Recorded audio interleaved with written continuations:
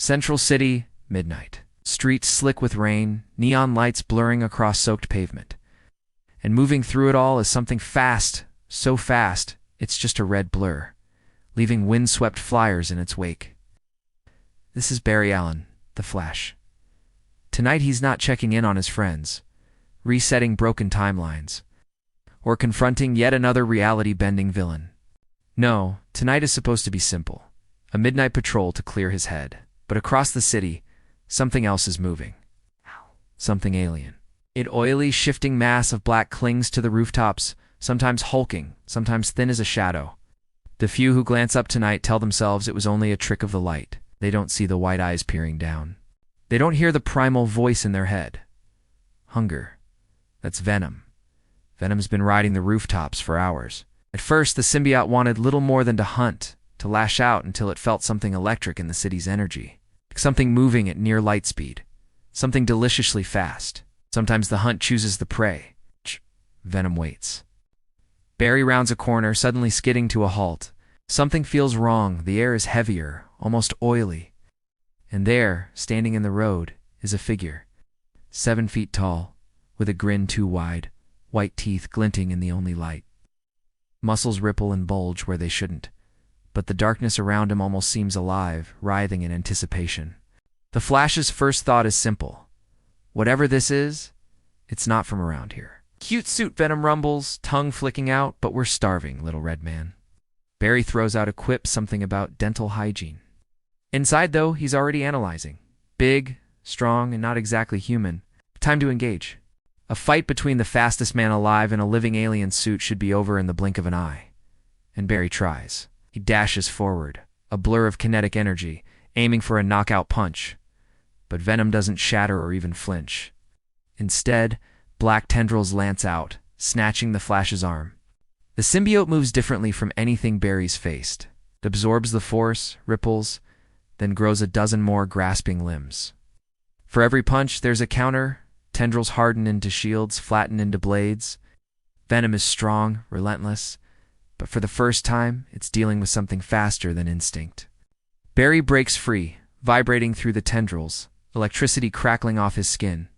If brute force won't do it, maybe speed will. He circles Venom, creating a vortex, aiming to suck the oxygen from the air, to wear him down. Venom falters, momentarily howling in frustration as oxygen thins. But then, in a move Barry doesn't expect, the symbiote seeps into the ground, then bursts upward, latching directly onto Barry's leg. The Flash feels the suit's cold presence, whispers in the back of his mind. Venom wants a new host stand. What better shell than the fastest brain and body on the planet? Barry feels the alien consciousness pushing in, fighting for control. But the speed force is more than mere muscle. It pulses through every atom, resisting anything that tries to invade. For a moment, the city blurs a fight taking place across rooftops. Alleyways, even out across the bay, faster than eyes can follow. Venom's strength is adaptability it learns.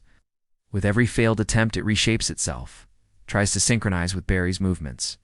But every time it gets close, the Flash phases molecules through it.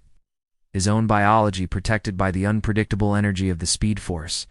Realizing this, Venom changes tactics. It splits from its host, wrapping Barry in a cocoon of black ooze. The symbiote's plan: suffocation, wearing him down, then merging while the hero is weakened. For most foes, it would work. But this is the Flash. Barry vibrates at imperceptible speed, shaking the suit loose, destabilizing its molecular bonds. Lightning crackles. Venom is forced to retreat, shrieking through underground sewers, regrouping and healing. Resting finally atop a deserted tower, Venom grins. "Fast food," it says quietly. The thrill of the chase was almost as good as the taste. On the city streets below, Barry checks his suit, catching his breath. He's tired, yes, but alive. And smarter, he knows now there is something out there that doesn't follow any rules he recognizes. In the end, there is no clear winner, only a promise. The Flash has found a new kind of threat. One that doesn't just hit hard or plan elaborate schemes, but adapts, evolves, and never gives up the chase.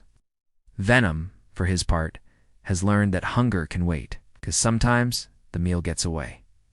For now. So Central City goes quiet again, till the next storm, the next shadow in the night, the next impossible adversary.